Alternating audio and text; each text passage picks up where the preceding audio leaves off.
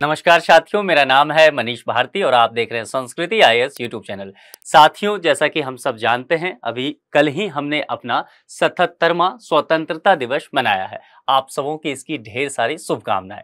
स्वतंत्रता दिवस के अवसर पर प्रधानमंत्री हर वर्ष लाल किला के प्राचीर से राष्ट्र को संबोधित करते हैं और उनके इस संबोधन में कहीं न कहीं राष्ट्र अगले एक साल किस दशा और दिशा में आगे बढ़ने वाली है, प्रगति करने वाली है, किन योजनाओं पर सरकार काम करने वाली है, वह झलकती है। इसीलिए आज हम देखेंगे कि कल जो प्रधानमंत्री लाल किला के प्राचीर से भाषण दिए हुए थे, राष्ट्र को संबोधित किए हुए थे, उस दौरान उन्होंने किन किन मुद्दों की चर्चा की। उसी में से हम ढूंढ के निकालेंगे कि हमारे लिए कौन सा मुद्दा, कौन सा योजना, क्या ऐसी बातें हैं जो जरूरी यूपीएससी के लिहाज से हो सकता है। हम उन सभी मुद्दों को डिटेल से चर्चा करेंगे। हम आपको साथ ही ये बताते चलेंगे कि कौन विषय वस्तु अधिक महत्वपूर्ण है जिस पर अब आपको काम करने की जरूरत है। उससे पहले एक सूचना है जो कि संस्कृति आईएएस के तरफ से आप सबों के लिए एक खास तोहफा है, उपहार है, और यह स्वतंत्रता दिवस के उपलक्ष्य में दिया गया है। जितने भी कोर्सेज हैं उस पर 50% तक का ऑफ कर दिया गया है, भारी छूट दिया गया है। अब उसमें कौन कौन से कोर्स शामिल हैं उसे देखिए। यूपीएससी फाउंडेशन कोर्स की अगर हम बात करें तो फाउंडेशन कोर्स कहने का तात्पर्य यह है कि उसमें प्रीलिम्स और मेंस दोनों ही सेगमेंट की पूरी पढ़ाई आपकी कराई जाएगी। इसके अलावा यदि आप यूपी पीसीएस का तैयारी करना चाहते हैं तो उसके भी फाउंडेशन कोर्स में यही सुविधा दी जा रही है। साथ ही संस्कृति आईएएस ने अभी बीपीएससी की तैयारी भी शुरुआत करवा दी है, तो आप उससे भी जुड़ सकते हैं। देखिए, जैसा कि आप लोग का डिमांड भी रहता है कि प्रीलिम्स कहीं ना कहीं रुकावट का कारण बनता है, इसीलिए संस्कृति आईएएस ने प्रीलिम्स पर जोर देते हुए प्रीलिम्स को समर्पित एक प्रोग्राम स्टार्ट किया है यूपीएससी प्रीलिम्स कोर्स के नाम से, तो आप इससे जुड़ सकते हैं। एनसीईआरटी आप जानते हैं कि आधारभूत संरचना के लिए बहुत जरूरत है यूपीएससी के प्रिपरेशन के लिहाज से बात करूं तो एनसीईआरटी का कोर्स भी मिल जाएगा आपको। और वैकल्पिक विषय दो, या तो किन्हीं का हिस्ट्री हो या किन्हीं का भूगोल हो, तो दोनों ही वैकल्पिक विषय उपलब्ध है इस पर। अब ये तमाम कोर्सों को किस मोड में ले सकते हैं, तो लाइव कोर्स में, ऑनलाइन कोर्स में, पेन ड्राइव कोर्स में और डीएलपी यानी कि डिस्टेंस लर्निंग प्रोग्राम के थ्रू भी आप ले सकते हैं। इन सभी कोर्स पर 50% तक का भारी छूट दिया गया है। समय सीमा ध्यान रखिए कि 13 से 18 अगस्त के दौरान यह ऑफर आप ले सकते हैं, इसका इस्तेमाल कर सकते हैं। कोर्स पर 50% छूट के बावजूद भी ऐसा देखा जा रहा था कि कुछ छात्रों को भुगतान करने में समस्या आ रही थी, इसीलिए संस्था ने आपकी सहूलियत का ध्यान में रखते हुए ईएमआई की भी सुविधा कर दी है, यानी कि ये जो 50% आपको देना है वह भी इंस्टॉलमेंट में आप जमा कर सके। इस विषय में यदि आपको विशेष जानकारी चाहिए तो यहाँ नंबर दिया गया है, मैं एक बार बोल भी देता हूँ, 9555124124। इस नंबर पर आप कॉल कर सकते हैं या फिर संस्कृति आईएएस के वेबसाइट पे जाके विजिट करके विस्तृत जानकारी इससे संबंधित ले सकते हैं, ताकि आप अपने पठन पाठन को बेहतर कर सके और लक्ष्य की तरफ आगे बढ़ सके। चलिए, अब हम सीधा इस मुद्दे पे आते हैं। और अभी हाल ही में अपना, जैसा कि हमने कहा कि 77th इंडिपेंडेंस डे सेलिब्रेट किया।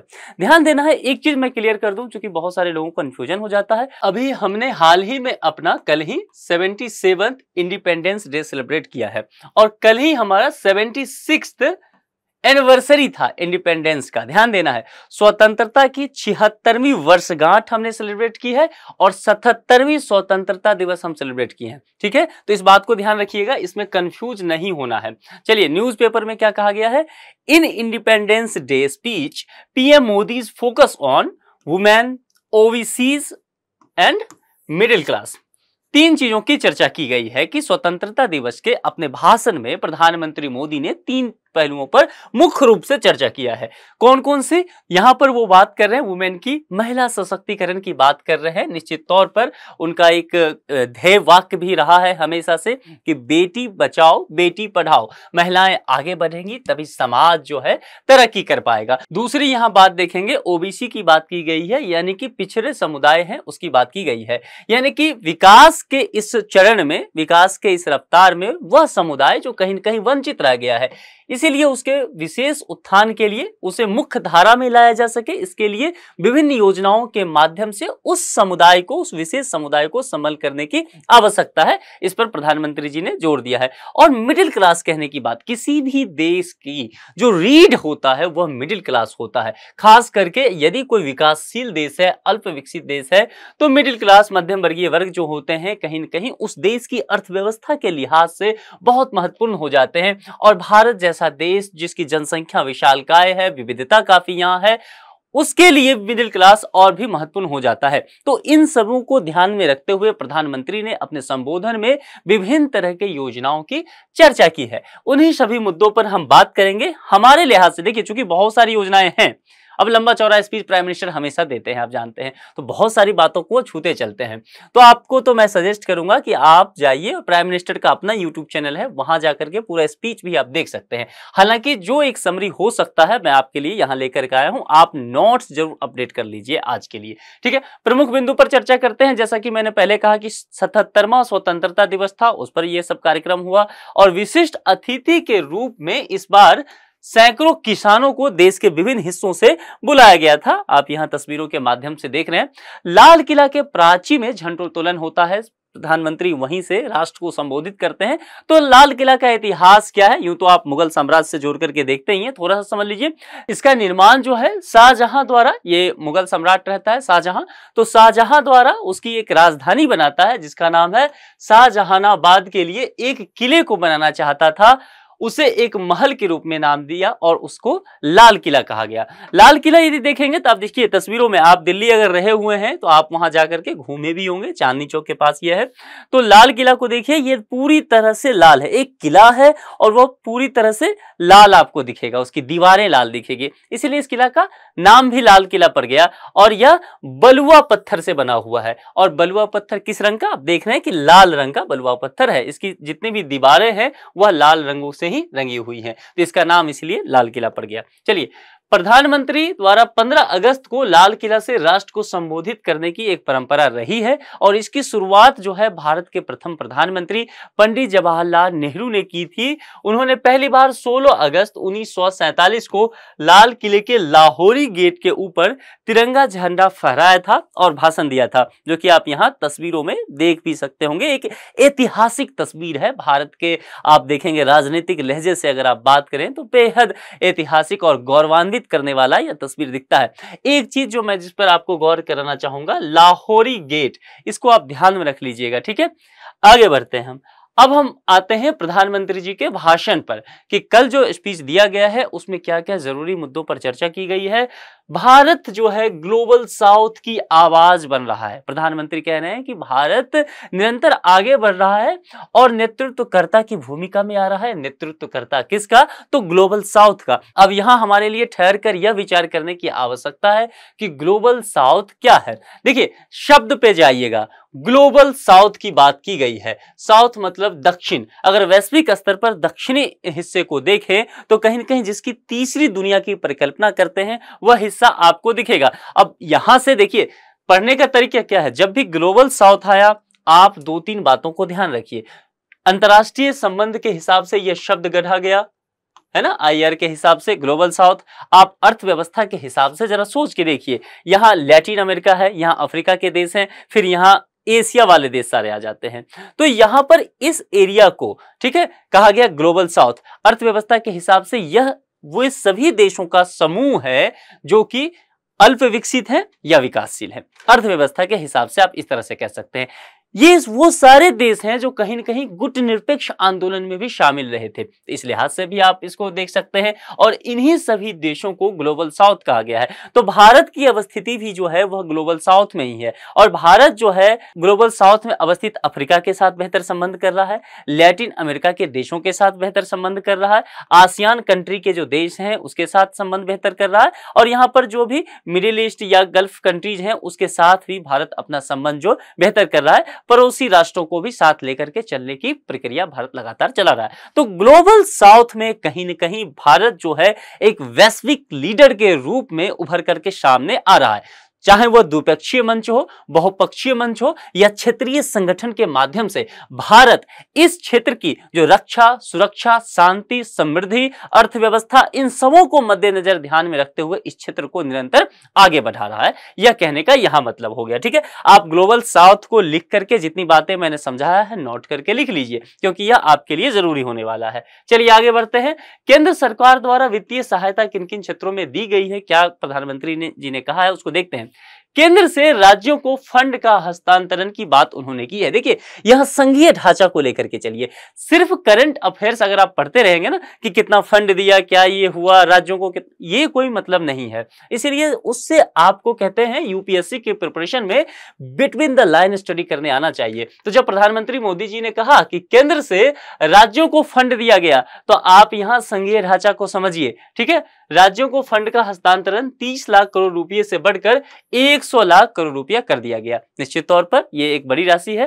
पहले स्थानीय निकायों के विकास के लिए भारत सरकार के राजकोष से 70,000 करोड़ रुपए व्यय किए जा चुके हैं। अब यहां स्थानीय निकायों को आप समझ लीजिए। ठीक है, स्थानीय निकाय कहने का मतलब है जो नगर निगम है, पंचायत स्तर की चीजें हैं, क्योंकि भारत जो है गांव का देश है।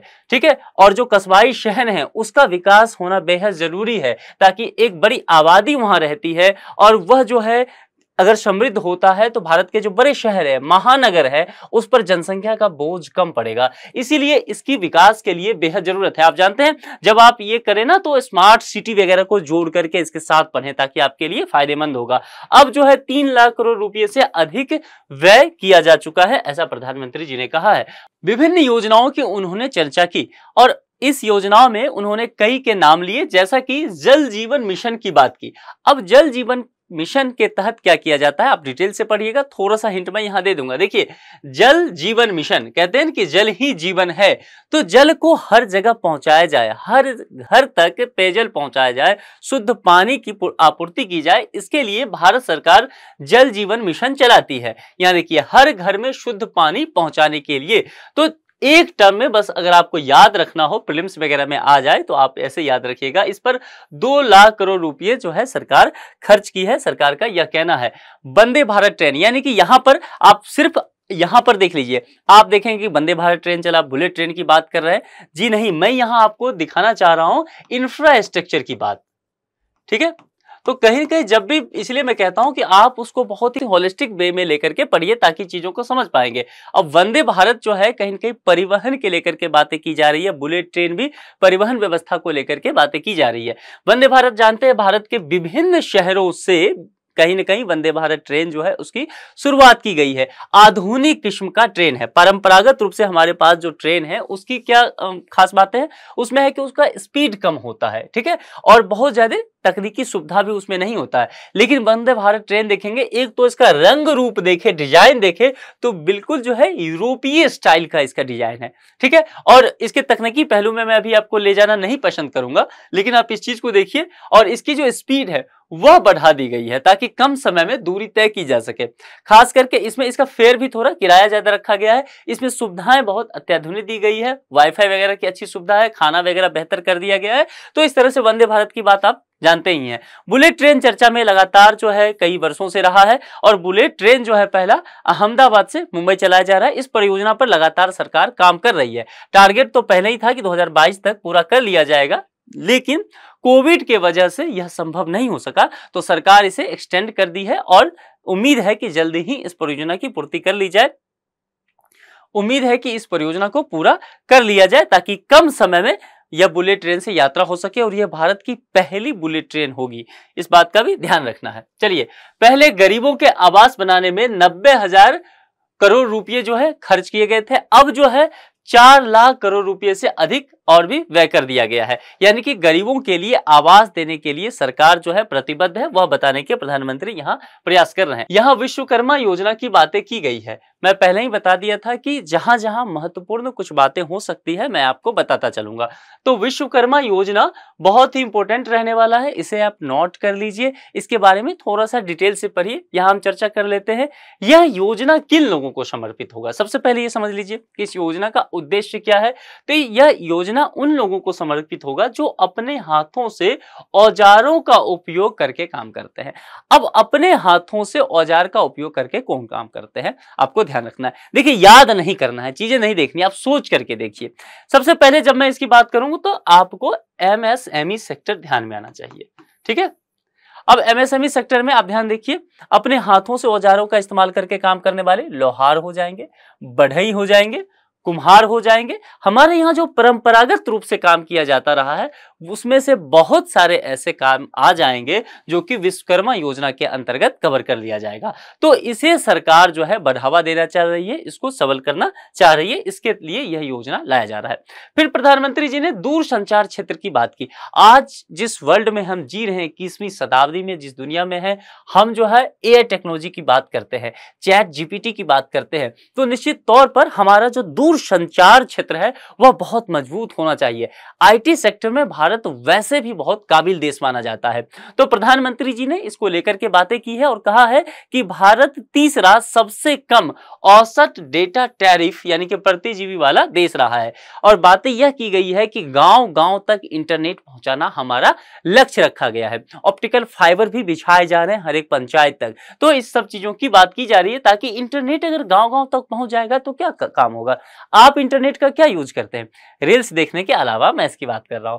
तो इंटरनेट के लिए यहां पर हो जाएगा शिक्षा जो है उसका प्रसार होगा। आपने कोविड के दौरान देखा बहुत सारे बच्चे ग्रामीण क्षेत्र के शिक्षा ले ही नहीं पा रहे थे क्योंकि ऑनलाइन एजुकेशन हो गया था और उन तक इंटरनेट की पहुंच नहीं थी। तो सरकार इसी दूरी को, ये जो कहीं ना कहीं जो डिजिटल खाई बन गया है, इसे पाटने का प्रयास कर रही है और इसीलिए गांव-गांव तक इंटरनेट पहुंचाने की कोशिश कर रही है। अगर गांव-गांव तक इंटरनेट पहुंच जाता है तो किसान जो है अपनी जरूरी योजनाओं का लाभ लेने के लिए गांव में ही इसका लाभ ले सकते हैं। तो बहुत तरह की सुविधाएं यहां पर हो जाएगी जो सेवा से संबंधित है। उत्तर पूर्वी क्षेत्र, सीमावर्ती क्षेत्र और वामपंथी उग्रवाद से प्रभावित क्षेत्र, यहां ध्यान देना है। आकांक्षी जिलों, ये कुछ बातें की गई है, थोड़ा थोड़ा हम इस पर बात कर लेते हैं। उत्तर पूर्व क्षेत्र कहने का तात्पर्य यहाँ भारत के उत्तर पूर्व में स्थित जो राज्य है जिसे सेवन सिस्टर्स कहा जाता है, जैसे कि अरुणाचल प्रदेश हो गया, मिजोरम हो गया, मणिपुर, मेघालय, नागालैंड, त्रिपुरा, ऐसे जो राज्य हैं, 7 राज्य आते हैं, उनसे संबंधित बातें की जा रही है। अब ये राज्य जो है यहाँ भी कहीं न कहीं उग्रवाद से प्रभावित ये राज्य रहे हैं। खास करके जो म्यांमार की सीमा से लगते हुए राज्य हैं वहां पर उग्रवाद की समस्या अधिक देखी जाती है। चाहे आप मिजोरम की बात करेंगे, चाहे आप नागालैंड की बात करेंगे, वहां भी। मणिपुर अभी चर्चा में जो है, नागा और कुकी समुदाय के बीच जिस तरह से निर्जातीय संघर्ष चल रहा है, आपके समक्ष वो चीजें है ही वहां पर। उसके बाद जो सीमावर्ती क्षेत्र है, सीमावर्ती क्षेत्र कहने का तात्पर्य जो है भारत की सीमा रेखा जिन जिन पड़ोसी देशों से मिलती है उसकी बातें की जा रही है। चाहे वो गुजरात का क्षेत्र हो, चाहे वो राजस्थान हो, चाहे वो जम्मू कश्मीर हो, चाहे वो पंजाब का क्षेत्र पड़ता हो, चाहे वह नॉर्थ ईस्ट के जो स्टेट पड़ते हैं वहां की बात भी की जा रही है।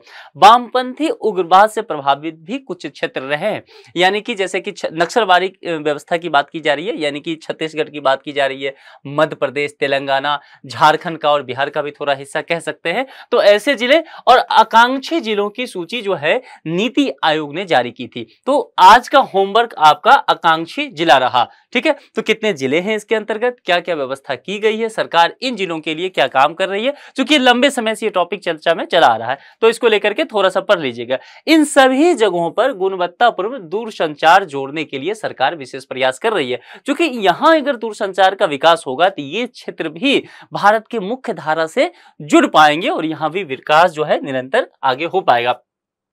अर्थव्यवस्था को लेकर के प्रधानमंत्री जी काफी जो है आशान्वित रहते हैं। उन्होंने कहा कि 2014 में जब उनकी सरकार आई थी तो वैश्विक अर्थव्यवस्था में भारत का स्थान कौन था, 10वां था, और अभी जो है भारत का स्थान क्या है वैश्विक अर्थव्यवस्था में, 5वां है। लेकिन उनका कहना है, जैसा कि पिछले भी एक स्पीच में उन्होंने कहा था कि मैं जब फिर से चुन के आता हूं या हमारी सरकार आती है तो अगले 5 वर्ष में हम जो है विश्व के तीसरी सबसे बड़ी अर्थव्यवस्था बन जाएंगे। अभी विश्व की पहली सबसे बड़ी अर्थव्यवस्था कौन सी है, यूएसए, दूसरी कौन सी है, चाइना, और तीसरी बात की जा रही है कि अगले 5 साल में भारत वहां तक पहुंच जाएगा। तो यह परिकल्पना जो है अर्थव्यवस्था को लेकर के प्रधानमंत्री कर रहे हैं। कृषि से संबंधित अगर कुछ बातों की चर्चा करें तो सबसे पहले समझ लीजिए, कृषि जब भी बातें की जाएगी तो भारतीय अर्थव्यवस्था की रीढ़ जो है उसे कृषि को कहा जाता है। कोरोना के समय भी द्वितीय क्षेत्रक कार्य और तृतीय क्षेत्रक कार्य जो है पूरी तरह से समाप्त समाप्त हो चुका था, चाहे वो मैन्युफैक्चरिंग का काम हो, चाहे सर्विस सेक्टर हो, लॉकडाउन में सब बंद हो गया था। लेकिन भारतीय अर्थव्यवस्था को फिर भी कहीं न कहीं स्टेबल करने के लिए एक क्षेत्र आगे आया तो वह था कृषि क्षेत्र। और कहते भी है भारत गांव का देश है और गांव में खेती होती है। तो कृषि को लेकर के प्रधानमंत्री निश्चित तौर पर जरूर कुछ घोषणाएं किए होंगे। उसमें उन्होंने जो कहा कि किसानों को यूरिया देंगे, और यूरिया कैसे देंगे, कम कीमत पे देंगे, सस्ता देंगे, ताकि वो जो है फसल की अधिक उपजावार कर सके। जैविक खेती पर बातें की गई है, ऑर्गेनिक खेती की बातें की जा रही है, और उसके लिए भी सरकार, उनका कहना है कि प्रतिबद्ध है, लगातार किसानों को मदद कर रही है। पीएम किसान सम्मान निधि, यह योजना जो है पहले ही शुरुआत की जा चुकी है। इस योजना के तहत 2.5 लाख करोड़ रुपए किसानों के खातों में जमा किया गया है। किसानों की आय दोगुनी करने से आप इसे जोड़ करके पढ़िएगा, ठीक है। पीएम किसान सम्मान निधि जब भी आप पढ़े तो आप यहां ध्यान देकर के पढ़े कि यहां पर किसानों की आय दोगुनी करने को लेकर के जो बात, विभिन्न तरह की बातें की गई, उसमें से यह बातें भी एक है। अब सीमा सुरक्षा को लेकर के बातें की गई है। देखिए, यहां पर इस बात को समझिए कि भारत जो है अपने पड़ोसी राष्ट्रों से कहीं न कहीं बहुत सुखद स्थिति में नहीं है। एक तरफ जहां हमारे, एक तरफ पाकिस्तान है, वहीं दूसरी तरफ चीन जैसे राष्ट्र हैं, और उग्रवाद की समस्या, घुसपैठ की समस्या भारत अपनी आजादी के बाद ही लगातार झेलता रहा है। इसीलिए हमारी सीमा सुरक्षा को सुदृढ़ करना बेहद आवश्यक हो जाता है। सशस्त्र बलों का आधुनिकीकरण इसके लिए किया जा रहा है। नए तकनीक से लैस जो हथियार हैं वह दिया जा रहा है, और लगातार भारत जो है आतंकवादी हमलों से पीड़ित राष्ट्र रहा है। इसीलिए आतंकवाद से निपटने के लिए नए तरह के हथियार की आवश्यकता हो रही है, और ऐसा देखा भी गया है कि लगातार जो है आतंकवाद की घटनाओं में कमी आ रही है। सीमाएं पहले से कहीं अधिक सुरक्षित महसूस की जा रही है, और सीमावर्ती जो गांव है उसके लिए वाइब्रेंट विलेज कार्यक्रम चलाया गया है, ताकि उस गांव के जो लोग हैं वो अधिक सुरक्षित महसूस कर सकें, और वहां पर सेना की तैनाती की गई है। उस गांव में विभिन्न तरह की योजनाओं को चलाया गया है, ताकि सीमावर्ती जो गांव हैं वहां के लोगों को असुविधा ना हो। पर्यावरण को लेकर के प्रधानमंत्री हमेशा ही फिक्रमंद रहे हैं, और कहीं न कहीं कहा जाता रहा है कि देखिए क्लाइमेट चेंज हो रहा है, ग्लेशियर लगातार पिघल रहे हैं, और ग्लोबल वार्मिंग की स्थिति आ गई है। आप देख रहे हैं कि टेम्परेचर जो है भारत की स्थिति को कहें तो तकरीबन 47 डिग्री टेम्परेचर चले जाना आम बात हो रहा है। यूरोप जहां पर गर्मी बहुत अधिक नहीं पड़ती है अगर उसके भौगोलिक स्थिति को देखें, लेकिन पिछले कुछ वर्षों में ऐसा देखा जा रहा है कि यूरोप में टेम्परेचर है 40 डिग्री सेल्सियस प्लस जा रहा है। तो उस स्थिति में पर्यावरण की चर्चा करना बहुत जरूरी है। उसके लिए बात करते हुए लाइफ मिशन का उन्होंने बात किया। लाइफ मिशन कहने का मतलब है वैश्विक स्तर पर पर्यावरण सुरक्षा और संरक्षण के प्रति जागरूकता बढ़ाने के लिए काम करने की बात की गई है। इंटरनेशनल सोलर अलायंस की बात की गई है। इंटरनेशनल सोलर अलायंस पहले भी हम चर्चा करते चुके हैं, थोड़ा सा मैं बता देता हूं। देखिए, जीवाश्म ईंधन पर निर्भरता कम करने के लिए तरह तरह के तरीके ढूंढे जा रहे हैं, नवीकरणीय ऊर्जाओं का शोध किया जा रहा है। उसी में है एक सोलर एनर्जी जो सूर्य से ऊर्जा प्राप्त करता है। उसके लिए इंटरनेशनल सोलर अलायंस की परिकल्पना की गई भारत के द्वारा। फ्रांस भी इसमें बढ़ चढ़ करके भाग लेता है।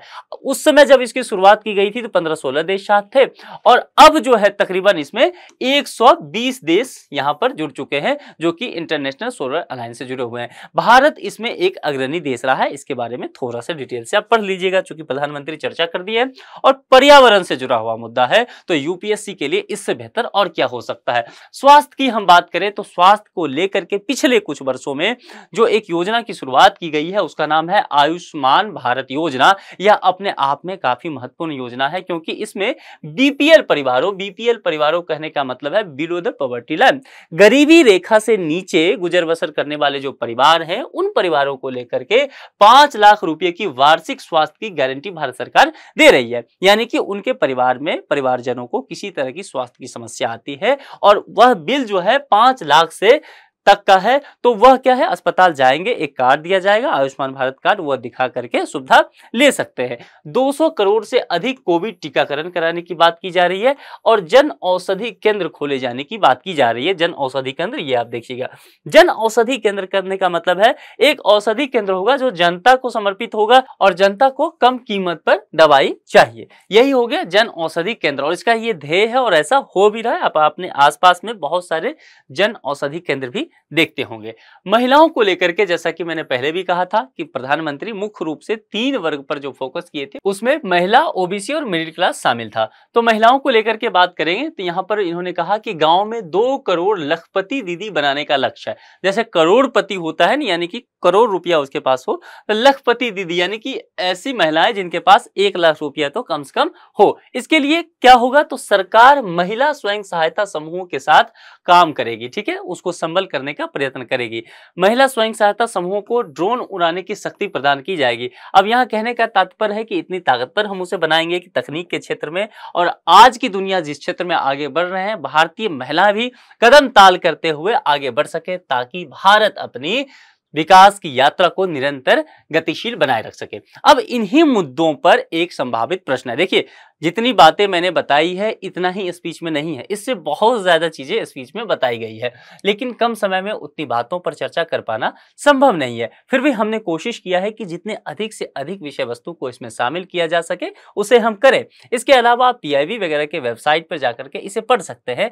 वैसे संस्कृति आईएएस अपने मैगजीन में, जब इसका मैगजीन अब नया वाला दिया जाएगा खंड, तो उसमें सभी योजनाओं को बहुत डिटेल से शामिल किया जाएगा, तो आप बहुत अच्छे से पढ़ लीजिएगा। मैं फिर से एक बार बता देता हूं कि यहाँ पर इंटरनेशनल सोलर अलायंस के बारे में पढ़ लीजिएगा और साथ ही विश्वकर्मा योजना बहुत इंपॉर्टेंट होने वाला है, तो उसको अच्छे से तैयार आपको कर लेना है। अब इस टॉपिक पर एक प्रश्न है, चलिए प्रश्न को देखते हैं। प्रीलिम्स के स्तर का प्रश्न है और इसका जवाब आपको कमेंट सेक्शन में देना होता है, मैं जवाब नहीं दिया करता हूं और आप लोग बखूबी ऐसा काम कर भी रहे, बहुत उम्दा जवाब दे रहे हैं। आप में से अधिकांशतः लोग, तकरीबन मैं कहूं तो 95% लोग सही जवाब दे रहे हैं। बहुत सारे लोग तो लॉजिक लिख के देते हैं कि इसका ये जवाब है। 15 अगस्त की शुभकामनाएं आप निश्चित तौर पे कमेंट बॉक्स में जरूर लिख करके दें। स्वतंत्रता दिवस पर आप कैसा महसूस करते हैं एक नागरिक के तौर पर, यह भी हमें जरूर बताएं। प्रश्न है, प्रथम प्रधानमंत्री जवाहरलाल नेहरू द्वारा 15 अगस्त 1947 को लाल किले के किस द्वार पर भारतीय राष्ट्रीय ध्वज फहराया गया था? 4 विकल्प दिए गए हैं, Lahori gate, Delhi gate, Kashmiri gate, उपयुक्त में से कोई नहीं। तो ये 4 विकल्प में से जो भी आपको सही लगे उस विकल्प को आपको कमेंट बॉक्स में लिख देना है। इस लेक्चर में इतना ही रखते हैं, मिलेंगे किसी दूसरे लेक्चर के साथ आपसे और फिर नए मुद्दों पर बात करेंगे। तब तक अपना ख्याल रखिए। Thank you.